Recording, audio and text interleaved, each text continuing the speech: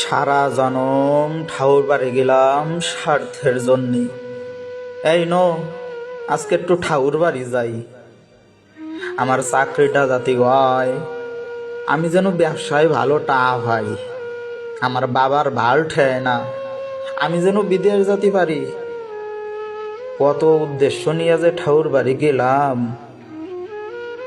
আচ্ছা, এত স্বার্থপর কে আমি তো একটু চালিয়ে পারতাম নাট মন্দিরে গিয়া বলতি, ও ঠাউর, ও হরিচান বাবা, তুমি নিজের শরীর একটু ঠিক রাইও, তুমি ছাড়া তো কেউ নাই। তুমি যদি ভালো না থাও, আমাকে দেখফানে কেম ভাইয়া তুমি। মানসির ধারে সারা জনম কইয়া গেলাম, ও রে ঠাউর আমার এই খালি কষ্ট দেয়, সবাইরই কত ভালো রায়। আমার কষ্ট কি ঠাউর একটু দেখে না?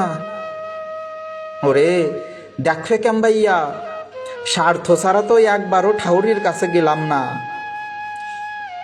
একবার স্বার্থ ছাড়া ঠাউরি ডাক, ঠাউরি যত্ন নে, দেখবি ঠাউর ঠিকই শুনবে নে। শালার স্বার্থপর কোথাকার, যে তোরে প্রতিদিন বাঁচায়, তার কাছেই তুই স্বার্থ ছাড়া যাতে চাস না। ভালো হ, ভালো হ তুই।